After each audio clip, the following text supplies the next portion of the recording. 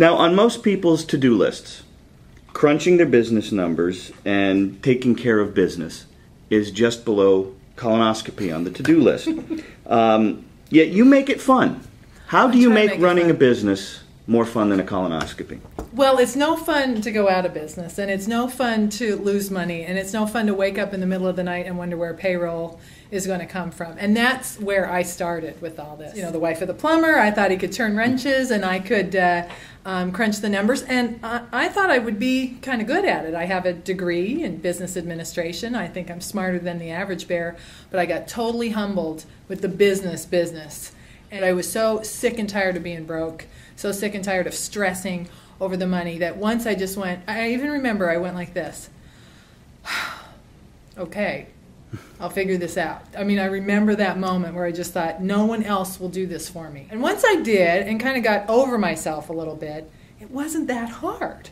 And so I'm like, people need to know this, that, you know, the smartest people in the world can be your personal mentors because they write books. They tell you what they did and how they learned this stuff. And Warren Buffett's just always been one of my favorites. And he says there's 3 ways to grow assets.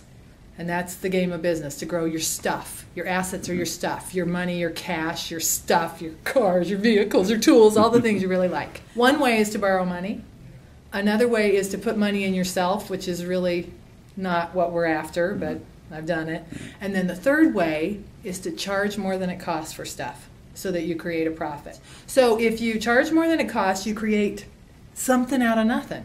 That's where the free money comes from. And that profit will be reflected in an increase in assets. Isn't that beautiful?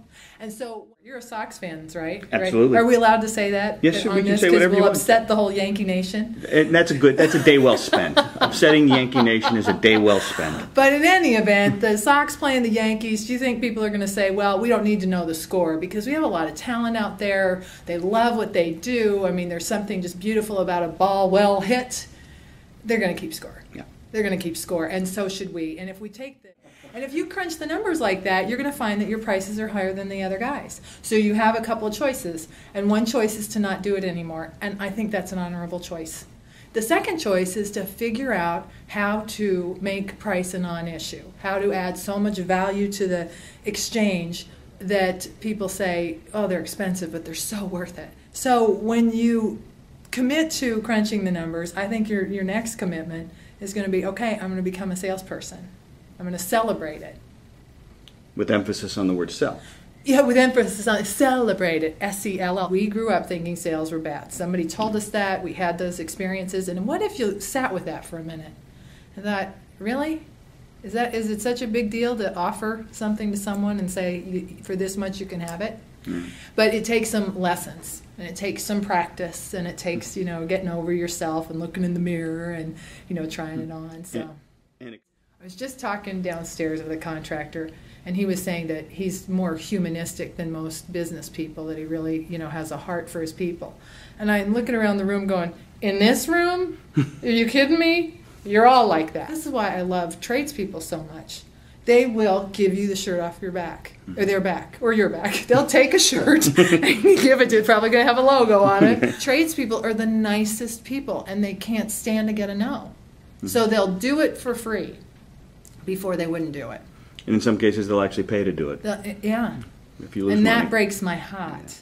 Really, when you get outside yourself and you help somebody else, move up the ladder or make an awareness or at least make the gesture. Sometimes, you throw seeds and they don't hit purchase. But to be of service, to offer, I think is a day well spent. And if you can have fun doing that, well, I'm all about it.